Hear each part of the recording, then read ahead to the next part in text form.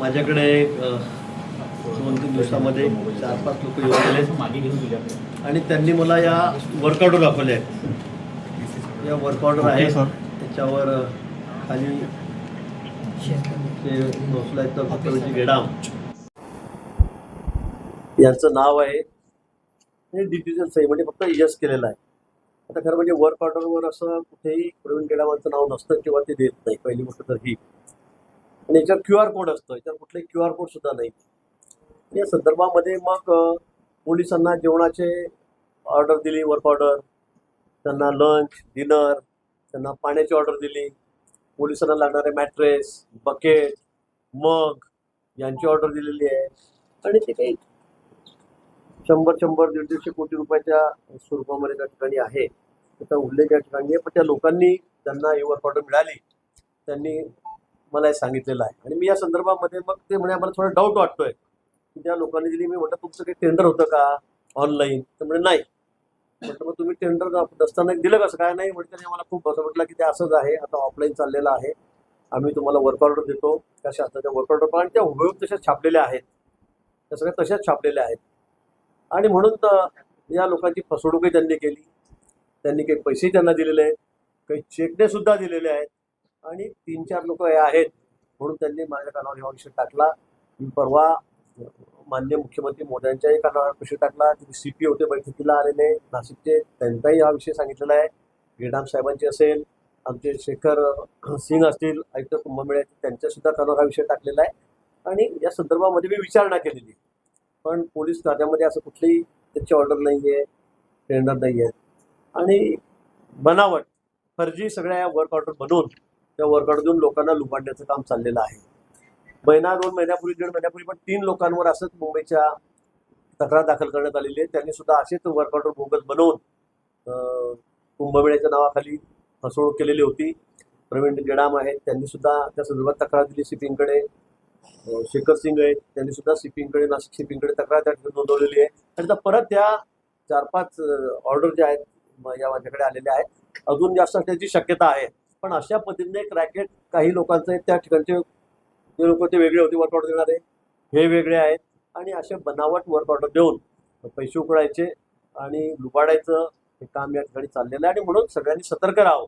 असं कुठेही अधिकृत, आमच्याकडे सगळी ट्रान्सपरन्सी आहे, ऑनलाईन शिवाय कुठलंही टेंडर होत नाही.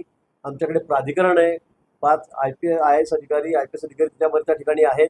आणि कोणी काही सांगितलं की ऑफलाईन टेंडर आहे, हे आहे, ते आहे, मला समजत नाही.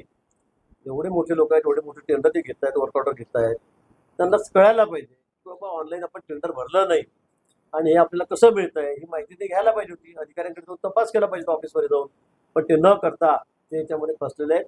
मला सांगण्याचा उद्देश एवढाच आहे की या पुढच्या काळामध्ये कोणी अशा पद्धतीने म्हणजे आपली फसवणूक करून घेऊ नका. असे लोक तुम्हाला वर्क ऑर्डर देणारे असेल तर आले असतील तर त्यांना पोलिसांच्या ताब्यात द्या, त्यांचा फोन नंबर घ्या, त्यांचा आता पत्ता घ्या. आमच्या कुंभमेळ्याच्या ऑफिसला त्या ठिकाणी गेडाम साहेब आहेत, शेखर सिंग आहेत किंवा CP आमचे आहेत त्या ठिकाणी नाशिकला, त्यांना जरी आपण सांगितलं तर लगेच त्याचे त्या ठिकाणी बंदोबस्त केला जाईल. पण उगाच विनाकारण अशा पद्धतीने वर्क ऑर्डर घेऊन स्वतःची फसवणूक करू नका आणि शासनाची करू नका. पण असं कोणकोणत्या पद्धतीच्या कामांचा या संदर्भात त्या बोगस लोकांनी उल्लेख केला? त्याच्यामध्ये वर्क ऑर्डर मध्ये त्यांनी म्हटलेलं आहे, work order for project Nashik city police station provide lunch dinner to 70 days. अशा पद्धतीने 70 दिवस त्यांना तुम्हाला जेवण द्यायचं आहे, तुम्हाला डिनर द्यायचं आहे. अशा पद्धतीने ही एक ऑर्डर या ठिकाणी माझ्याजवळ आहे. दुसरं आहे work order for project Nashik city drinking water supply for Kumbh.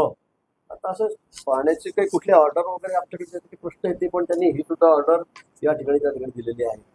काही लोकांना त्यांनी मला दाखवलं की आम्हाला चौरंग पाहिजे आहेत, पोलिसांचे ते बॅरिकेड पाहिजे आहेत, ते फोटोसेट पाठवले की अशा साहित्य पाहिजे. म्हणजे इतके सराईत सगळे गुन्हेगार आहेत. आणि मला वाटतं त्यांनी अशा पद्धतीने लोकांची ते फसवणूक करतायत. म्हणून सगळ्यांना सगळ्या अवेअर व्हावेत म्हणून या ठिकाणी मुद्दामून आपल्याला या ठिकाणी बोलून हे सगळे वर्क ऑर्डर या ठिकाणी दाखवलं. इथे तिसरे work order for project Nashik city police station provided lunch dinner to police officer and official management and SRPF. म्हणजे सगळ्यांनाच तुम्ही जेवण द्या, लंच डिनर द्या, अशा पद्धतीने ही अजून एक वर्क ऑर्डर या ठिकाणी आहे. या ठिकाणी work order for project Nashik city police station provided housekeeping blanket, mattress and bedding to police officer and official management Kumbh Mela. अशा पद्धतीने हे या ठिकाणी वर्क ऑर्डर त्या ठिकाणी आहे. त्याच्यामध्ये तर सगळा रक्तचित्रचा खाली उल्लेख असेल किती काय तर मी ते फार बघितलं नाही, त्यांनी मला सांगितलं होतं. पण मला वाटतं हा विषय अतिशय गंभीर आहे. अशा पद्धतीने लोकांची फसवणूक केली जाते कुंभमेळ्याच्या नावावर. वाटतं सगळ्यांनी या ठिकाणी खबरदारी घ्यावी आणि विनाकारण असं कुणी फसू नये. होय, हा प्रकार नेमका कसा लक्षात आलाय? हे लोक माझ्याकडे 3-4 दिवसापूर्वी आले. ते मला येऊन भेटले. हो, जळगाव जिल्ह्यातले एक धुळ्याचा आहे, 2 जळगाव जिल्ह्यातले आहेत, जळगावचे आहेत, जामनेरचे एक जण आहे त्यामध्ये. तर मला वाटतं हे सगळे दोघा ठिकाणी रॅकेट तयार केलं आणि अशा पद्धतीने लोकांची फसवणूक केलेली आहे. किती रुपयाची फसवणूक? 2 लोक जामनेरचेच आहेत, एक धुळ्याचा आहे, तो टीचर आहे, मुस्लिम समाजाचा आहे.